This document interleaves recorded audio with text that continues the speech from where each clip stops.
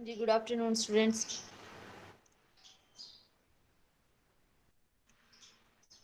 Good afternoon आवाज आ ma'am. रही है? ओके।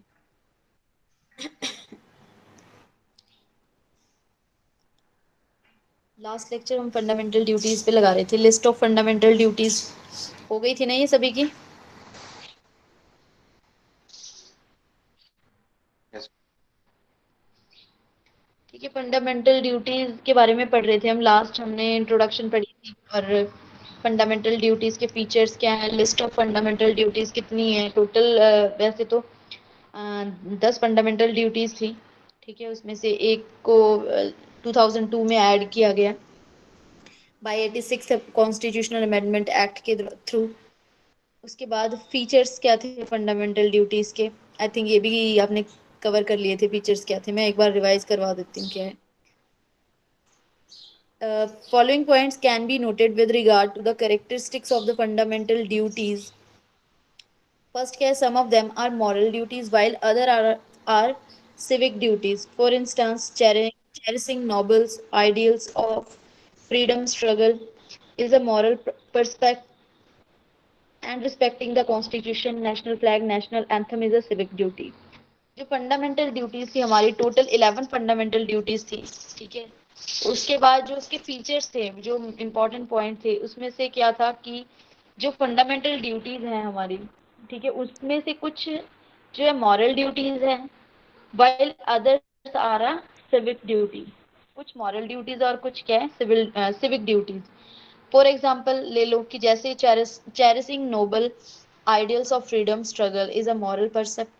ठीक है, जो भी हमारे फ्रीडम फाइटर्स रहे हैं, जो भी हमारे नॉबल्स रहे हैं आइडियल्स, ठीक है, फ्रीडम स्ट्रगल में, उनको चेरिश करना, उनको याद करके उनको चेरिश करना, वो हो गया मॉरल पर्सपेक्ट। ठीक है, and respecting the constitution, national flag, national anthem is a civic duty. उसके अलावा जो हमारी सिविक ड्यूटी बनती है वो है हमारे संविधान का की रिस्पेक्ट करनी, हमारे नेशनल फ्लैग की रिस्पेक्ट करनी, नेशनल एंथम की रिस्पेक्ट करनी, वो क्या है, सिविक ड्यूटी। ठीक है, सेकंड क्या है, they refer to such values which have been a part of the Indian tradition, mythology, religions and practices. ठीक है, जो भी इसमें फंडामेंटल ड्यूटीज के जो फीचर्स हैं, उसमें जो वैल्यूज को रेफर करते हैं वो क्या है, वो एक इंडियन ट्रेडिशन का पार्ट रही है, इंडियन ट्रेडिशन का, इंडियन मिथोलॉजी का, रिलीजन्स का, प्रैक्टिसेस का। ठीक है, एक तरह से पार्ट, पार्ट का कहने का मतलब कि जिस तरह से हमारे इंडिया का जो भी लाइफस्टाइल है, ठीक है, जिस तरह भी वे ऑफ लाइफ है, उसको फॉलो करके जो हमारे पुराने ट्रेडिशंस है, पुरानी रिलीजन्स है या प्रैक्टिसेस हैं, उन सभी को फॉलो करके इस तरह की एक वैल्यूज बनाई गई है। In other words they essentially contain just a codification of task integral to the Indian way of life. ठीक है, या दूसरे वर्ड्स में आप ये बोल लो कि एक तरह की ये कोडिंग है, मतलब फंडामेंटल ड्यूटीज के जो ऑब्जेक्टिव्स हैं वो एक तरह की कोडिंग्स हैं हमारी जो इंडियन वे ऑफ लाइफ है उसकी इंटेग्रिटी का। थर्ड पॉइंट क्या है, unlike some of the fundamental rights which extend to all persons, whether citizens or foreigners, the fundamental duties are confined to citizens only and do not extend to foreigners. ठीक है, fundamental rights की तरह जो fundamental duties हैं वो सभी citizens और foreigners को नहीं देगी। ये बहुत कन्फाइंड है फंडामेंटल ड्यूटीज, जो सिर्फ और सिर्फ किसके ऊपर अप्लाई होती है, सिटीजन्स के ऊपर। ठीक है, इनको फॉरेनर्स के ऊपर एक्सटेंड नहीं किया गया। Fourth point क्या, like the directive principle, the fundamental duties are also non-justiciable. The Constitution does not provide for their direct enforcement by the courts. Moreover, there is not legal sanction against their violation. However, the Parliament is free to enforce them by suitable legislation. ठीक है, क्या जो directive principle की तरह fundamental duties भी non justiciable है कि आप इसको अगर कहीं वायलेशन होती है फंडामेंटल ड्यूटीज की, तो आप इसको कोर्ट में जाके इन्फोर्स नहीं कर सकते। ठीक है, अगर ये वायलेट हो भी रहा है तो इसके लिए कोई पनिशमेंट या पेनल्टी आपको नहीं देनी पड़ेगी। ठीक है, बट आपके ऊपर एक मॉरल ऑब्लिगेशन लग जाती है। ठीक है, आपकी एक मॉरल ड्यूटी बन जाती है कि आपको अपनी फंडामेंटल ड्यूटीज को निभाना ही निभाना है। उसके अलावा, ठीक है, मतलब कि यहाँ पर कोई लीगल सैंक्शन नहीं है इसके, इसकी वायलेशन के against. However, the parliament is free to enforce them by suitable legislation.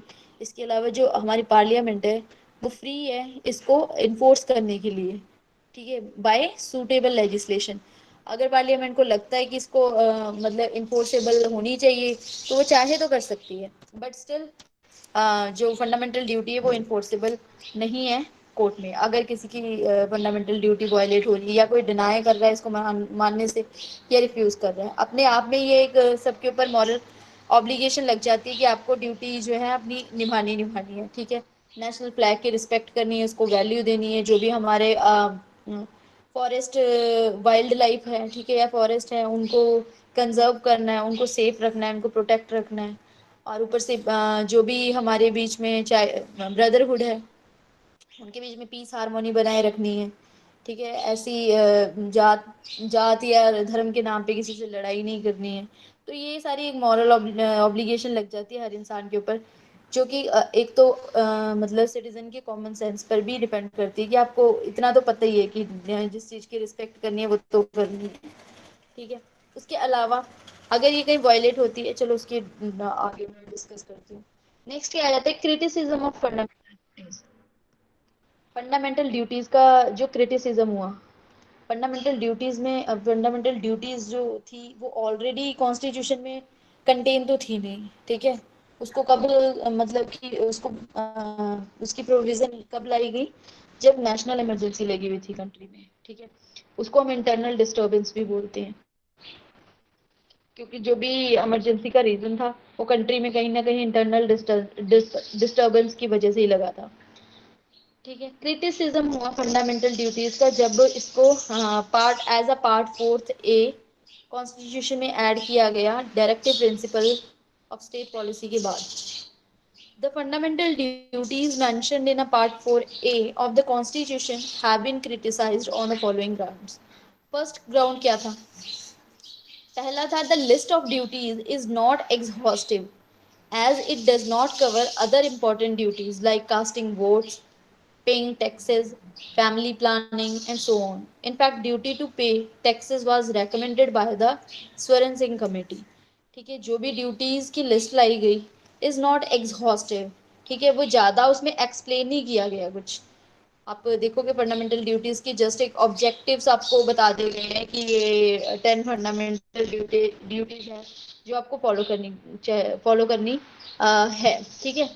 और एज अ फंडामेंटल राइट की तरह, ठीक है, जैसे कि फंडामेंटल की सिंगल सिंगल आर्टिकल को विद एक्सप्लेनेशन डिफाइन किया गया है, वैसे फंडामेंटल ड्यूटीज को डिफाइन नहीं किया गया। तो जो फंडामेंटल ड्यूटीज है इज नॉट एग्जॉस्टिव है, ठीक है, कि एक्सप्लेन इसको नहीं किया गया ज़्यादा।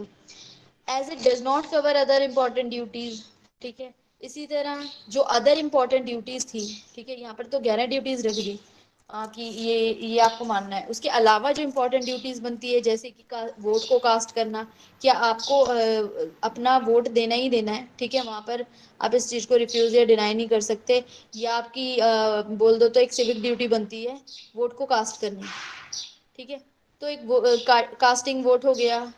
पेइंग टैक्सेस, हालांकि पेइंग जो टैक्सेस पे करने की फंडामेंटल ड्यूटीज थी वो स्वरण सिंह कमेटी ने रेकमेंड की थी, बट उसको क्या किया था कांग्रेस पार्टी ने, क्या कर दिया था, डिनाई कर दिया था, उसे एक्सेप्ट करने से मना कर दिया था कि ये इस तरह की जो फंडामेंटल ड्यूटीज है वो ऐड ऑन नहीं की जाएगी, ठीक है।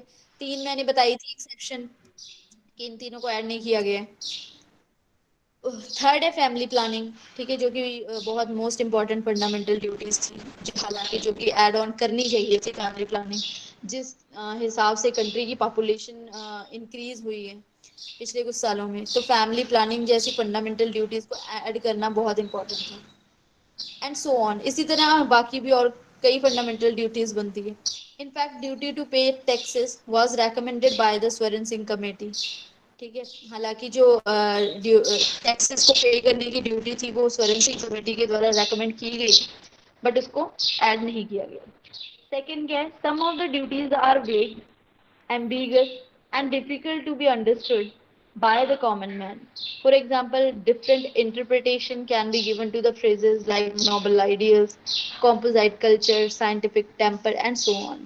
ठीक है, इनमें से जो कुछ ड्यूटीज थी वो वेग थी, मतलब वे कह लो एम्बिगुअस, मतलब ऐसी थी कि जो मतलब डबल मीनिंग की थी।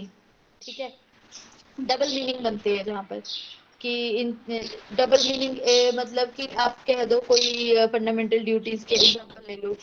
अम, मतलब कोई भी ड्यूटीज के एग्जांपल ले लो, जैसे डबल मीनिंग उसके ड्यूटी के बन रही है, तो इन चीजों को एक्सप्लेन ना करने की वजह से वो क्या हो जाता है, वेग बन जाती है कि जो स्पष्ट ही नहीं है हमें। ठीक है, हम कंफ्यूज है इन चीजों को लेकर। ठीक है, वेग का मीनिंग है कि क्लियर नहीं है। और तो ये जो एक आम इंसान है, ठीक है, जो ज्यादा पढ़ा लिखा नहीं है, ठीक है, हाँ, जैसे कि हमारी पॉपुलेशन है ज्यादा, हाफ से ज्यादा पॉपुलेशन जो है रूरल एरियाज में रहती है, जो इतने एजुकेटेड नहीं है, तो उनको ऐसे मतलब कि लीगल लैंग्वेज में बताकर फंडामेंटल ड्यूटीज, उनको ये चीजें क्लियर नहीं है। ठीक है, तो उनको अंडरस्टूड करना बहुत मुश्किल है एक आम इंसान को। जैसे कि for example different interpretation can be, आप ले सकते हो, जैसे कि फ्रेजेस लाइक नोबल आइडियल्स। अब नोबल आइडियल्स हम उनको बोल रहे हैं, ठीक है, हमें तो पता है नोबल आइडियल्स क्या है। हमें पता है कि जो फ्रीडम फाइटर्स रहे हैं, ठीक है, जो भी अच्छे अच्छे लोग रहे हैं, जिन्होंने देश को आज़ाद कराने में अपना पूरा मतलब जीवन जो है लगा दिया। ठीक है, वो हमारे नोबल आइडियल्स हैं। तो हमें ये कहा गया है कि जो हमारे नोबल आइडियल्स हैं, उनको आपने चेरिश करना है। चेरिश इन द सेंस, जब भी उनका कोई बर्थ डेट आती है या उनके शहीद होने की डेट आती है, तो उनको उस टाइम उनकी खुशी में शामिल होना या फिर उनको श्रद्धांजलि देनी, इस तरह की चीजें। ठीक है, तो ये कॉमन मैन के जो आम आदमी है, ठीक है, उनकी ये समझ में नहीं आता कि noble ideals, what is noble ideals. ठीक है, उसी तरह कॉम्पोजाइट कल्चर है, ठीक है, डिफरेंट डिफरेंट कल्चर है, उनके बीच हारमोनी पीस बनाए रखना। ठीक है, लोगों को जब तक आप इस इन चीजों को एक्सप्लेन नहीं करोगे, उनके बीच में जाके उनको अवेयर नहीं करोगे, ठीक है, तब तक उनको ये सब नहीं पता चलेगा। तो थर्ड है साइंटिफिक टेम्पर। साइंटिफिक टेम्पर मतलब कि अगर एजुकेशन फील्ड की हम बात करें कि मतलब जो भी लोगों को पढ़ाया जाए, जो भी कुछ बच्चों को पढ़ाया जाए, वो उसके पीछे का साइंटिफिक रीजन क्या है। ठीक है, विद साइंटिफिक रीजन उनको ये समझाई जाए। हालांकि इस तरह की चीजें इम्प्लीमेंट है नहीं ज्यादा, बिकॉज हमारी एजुकेशन पॉलिसी ऐसी है। अब में भी थोड़े चेंजेस हो रहे हैं। ठीक है, तो ये एक क्रिटिसिज्म का ये भी एक रीजन रहा कि ना तो ये क्लियर है, ठीक है, और ना डबल मीनिंग बनते हैं कई कई फंडामेंटल ड्यूटीज के। और ये लोगों को मतलब कि जो जो फ्रेजेस इन्होंने कवर किए हुए हैं, वो आम आदमी की समझ के बाहर है। ठीक है, आम आदमी को समझ नहीं आई, ना साइंटिफिक टेम्पर का पता चलना है, ना नोबल आइडियल्स का पता चलना है। थर्ड क्या है, they have been described by the critics as a code of moral percept due to their non-justiciable character. Interestingly, the Swaran Singh Committee had suggested for penalty or punishment for the non-performance of fundamental duties. ठीक है, हालांकि जो critics, they have been described by the critics के द्वारा इन चीजों को describe किया गया कि as a code of moral precept due to their non justiciable character. ठीक है, कि नॉन जस्टिसेबल है, और आप बोल रहे हैं कि फंडामेंटल ड्यूटीज को इम्प्लीमेंट किया जाए, लोगों को इनको मानना ही मानना है। ठीक है, तो ऐसा बिना किसी मतलब बिना इन्फोर्स किए फंडामेंटल ड्यूटीज को, ठीक है, बिना उस पर पनिशमेंट या पेनल्टी लगाए, तो ये चीजें थोड़ी डिफिकल्ट बन हो जाती है। जैसे कि स्वरण सिंह कमेटी ने ऑलरेडी इन चीज़ों को सजेस्ट किया था कि अगर कोई फंडामेंटल ड्यूटीज को परफॉर्म करने से मना करता है, ठीक है, उसके नॉन परफॉर्मेंस पे, वहां पर उनको पेनल्टी या पनिशमेंट जो है पार्लियामेंट के द्वारा लगाई जा सकती है। बट कांग्रेस कमेटी ने, कांग्रेस की जो रूलिंग पार्टी थी, ठीक है, कांग्रेस के जो लीडर्स थे, उन्होंने इस चीज को डिनाई कर दिया था। बिकॉज कि पहले ही इंटरनल डिस्टरबेंस की वजह से, नेशनल इमरजेंसी के वजह से लोगों के फंडामेंटल राइट्स को काफी दबाया जा रहा था सरकार की तरफ से। ठीक है, दबाया जा रहा था, नहीं दबाया जा रहा था, क्योंकि डिस्टरबेंस इतनी थी। अगर सरकार वहां पर रोकने की कोशिश भी कर रही है, तो सबको यही लगेगा कि हमारी जो फंडामेंटल राइट्स हैं, कहीं ना कहीं वायलेट हो रहे हैं, और जबरदस्ती कई चीजें हो भी रही थी। ठीक है, तो वजह ये थी कि उसके ऊपर से पेनल्टी और पनिशमेंट लगा देना, जस्ट बिकॉज कि ये अपनी फंडामेंटल ड्यूटीज को परफॉर्म अच्छे से नहीं कर रहे हैं, तो ये चीजें बहुत ज्यादा गलत हो जाएगी। ठीक है, तो एक तरह से वो गुलामी जो कह देते हैं ना, स्लेव वाली लाइफ ही हो जाएगी उनकी। ठीक है, कि ना तो वो अपनी फंडामेंटल राइट्स को एंजॉय कर पा रहे हैं, और ऊपर से अगर ड्यूटी नहीं निभा रहे हैं तो उनको फिर से पेनल्टी या पनिशमेंट लगाई जा रही है। ठीक है, तो ये भी एक क्रिटिसिज्म का कारण था। नेक्स्ट क्या था, फोर्थ पॉइंट क्या था, their inclusion in the Constitution was described by the critics as a superfluous. This is because the duties included in the Constitution as a fundamental would be performed by the people even though they were not incorporated in the constitution। ठीक है, जो भी इसकी constitution में इनकल्शन थी, उसको क्या describe किया गया है क्रिटिक्स के द्वारा कि ये बहुत सुपर फ्लॉज है, कि ऐसी बढ़ा चढ़ा के इन चीज़ों को बीच में इन्वॉल्व कर दिया गया, हालांकि कुछ है नहीं है। ठीक है, ये जो कॉमन चीज़ें आप बता रहे हो ये कुछ है नहीं है, इतनी इतनी तो सभी को कॉमन सेंस होगी, बट रीज़न ये था कि जिस हिसाब से लोगों के बीच वायलेंस फैल चुका था, तो उनको इस चीज़ का रिमाइंडर देना ज़रूरी हो गया था। फिफ्थ पॉइंट क्या है, the critics said that the inclusion of fundamental duties as an appendage to part 4 of the Constitution has reduced their value and significance. They should have been added after Part 3 so as to keep them on par with fundamental rights. बाकी जो criticism इसका हुआ वो ये था कि fundamental duties को part fourth of the constitution में क्यों रखा गया। इसको रख कर इसकी जो वैल्यू है, ठीक है, और इसकी जो सिग्निफिकेंस है, उसको क्या कर दिया गया, रिड्यूस कर दिया गया है।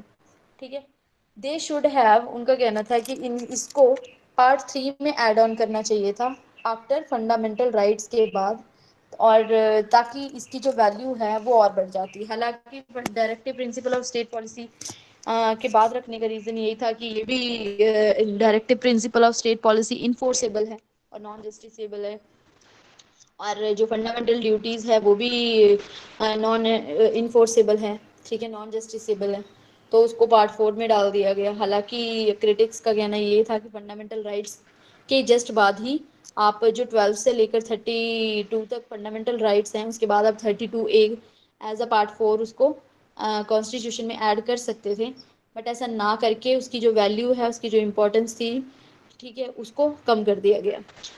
Significance of fundamental duties, significance क्या थी फंडामेंटल ड्यूटीज की।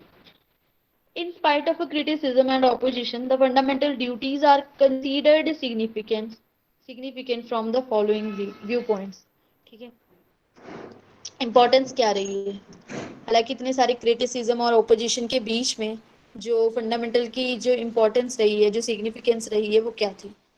फर्स्ट क्या थी, they serve as a member reminder to the citizens that while enjoying their rights, they should also be conscious of duties they owe to their country, their society and their fellow citizens। ठीक है, ये क्या सर्व करती है, fundamental duties की बात करें, fundamental duties क्या सर्व करती है, एज अ रिमाइंडर है सिटीजन्स के लिए कि जिस तरह आप फंडामेंटल राइट्स को एंजॉय कर रहे हैं, आपको अपनी ड्यूटी के प्रति भी कॉन्शियस होना चाहिए। ठीक है, अपनी कंट्री के प्रति, अपनी सोसाइटी के प्रति और अपने फेलो सिटीजन्स के प्रति। ठीक है, बीच अपने लोगों के बीच भाईचारा आप बनाए रखें, पीस एंड हारमोनी, और हमारी कंट्री की जो इंटेग्रिटी है उसको बनाए रखें।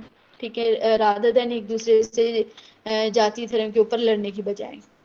ठीक है, और अपनी सोसाइटी को मतलब प्रोटेक्ट करें, मतलब कि जो भी रिस्पॉन्सिबिलिटी आपकी बनती है।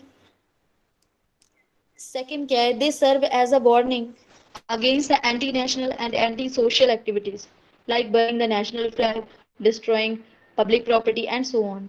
ठीक है, फंडामेंटल ड्यूटी सर्व करती है एज अ वार्निंग। ठीक है, एज अ वार्निंग भी सर्व करती है किसके अगेंस्ट, जो नेशनल एंटी नेशनल लोग हैं या एंटी सोशल एक्टिविटीज में जो इन्वॉल्व हैं, लाइक कि जिनका काम क्या है, जैसे किसी दंगे फसाद के बीच लोगों ने नेशनल फ्लैग को बर्न कर दिया। ठीक है, वहां पर डिसरिस्पेक्ट की नेशनल फ्लैग की, डिस्ट्रॉय कर दी पब्लिक प्रॉपर्टीज को, और भी इस तरह से कई तरह के जो नॉन टॉलरेबल एक्ट जो लोग करते हैं, ठीक है, उनके लिए fundamental duty as a warning भी काम करती है। ठीक है, कि इन लोगों को फंडामेंटल ड्यूटीज मतलब इस तरह जो इस तरह के जो फ्लैग्स को बर्न करते हैं या फिर डिसरिस्पेक्ट करते हैं इन चीज़ों को, ठीक है, हालांकि फंडामेंटल ड्यूटी इन्फोर्सेबल नहीं है, ठीक है, ना ही इसके ऊपर इसको कोर्ट में घसीटा जा सकता है ऐसे पर्सन को, बट इनडायरेक्टली ये इन्फोर्सेबल है। क्यों इन्फोर्सेबल है? वहां पर फंडामेंटल ड्यूटीज को लेकर उसके ऊपर ना कोई चार्जेस लगाया जाए, but as a criminal offences के थ्रू उसको पनिश किया जा सकता है। ठीक है, अगर वो फंडामेंटल ड्यूटीज को नहीं निभा रहा है या इस तरह की कोई हरकत कर रहा है, नेशनल फ्लैग की कोई डिसरिस्पेक्ट की या और किसी प्रॉपर्टी की डिसरिस्पेक्ट की, तो वहां पर क्रिमिनल चार्जेस लगकर क्रिमिनल चार्जेस के थ्रू उसको क्या किया जाएगा, पेनल्टी या पनिशमेंट दी जा सकती है। ठीक है, तो डायरेक्टली ये पनिशेबल नहीं है, but indirectly as a crime charges के थ्रू इसको क्या किया जा सकता है, पनिश किया जा सकता है ऐसे पर्सन को जो इस तरह की एंटी नेशनल या एंटी सोशल एक्टिविटीज में इन्वॉल्व है। ठीक है, थर्ड क्या है, they serve as a source of inspiration for the citizens and promote a sense of a discipline and commitment among them. They create a feeling that the citizens are not mere spectators but active participants in the realization of national goals. ठीक है, जो fundamental duty है वो सर्व करती है as a source, किसका source, inspiration का, लोगों के लिए, सिटीजन्स के लिए एक इंस्पिरेशन का सोर्स है फंडामेंटल ड्यूटीज, ताकि वो जो है डिसिप्लिन और लोगों के बीच जो कमिटमेंट के का सेंस है उसको प्रमोट कर सके। ठीक है, लोगों के बीच एक डिसिप्लिन को बनाए रखे, एक कमिटमेंट को बनाए रखे सभी भाईचारे के बीच में। तो fundamental duty as a source of inspiration भी काम करती है for the citizens. They create a feeling that the citizens are not mere spectators but active participants in the realization of the national goals। ये नहीं मतलब कि कहने का मतलब जो फंडामेंटल ड्यूटीज है वो एक तरह की फीलिंग क्रिएट करती है कि हम अपनी कंट्री के लिए कुछ करें।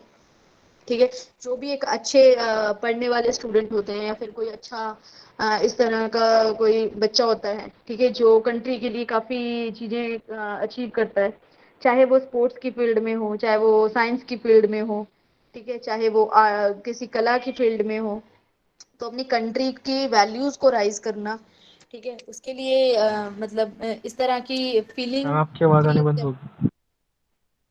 हाँ जी, कुछ नहीं मैम, आ गया आवाज आ गया। अभी भी नहीं आ रही? आ रही नहीं है मैम, मैम मेरी आपकी बात। आपसे बात हो रही ओके, ठीक है। फोर्थ क्या है, they help the courts in the examining and determining the constitutional validity of law. In 1992, the Supreme Court ruled that in determining the constitutionality of any law, if a court finds that the law in a question seeks to give effect to the fundamental duty, it may consider such law to be reasonable in relation to Article 14, equality before law, or Article 19, six freedoms, and thus save such law from unconstitutionally। ठीक है, ये court में जो है कि इसकी help, fundamental duties की help के थ्रू जो भी फंडामेंटल राइट्स हैं, ठीक है, अगर फंडामेंटल राइट्स की कहीं वायलेशन होती है तो आप उसको अपनी फंडामेंटल ड्यूटी बता के उसको जाके इन्फोर्स नहीं कर सकते कोर्ट में।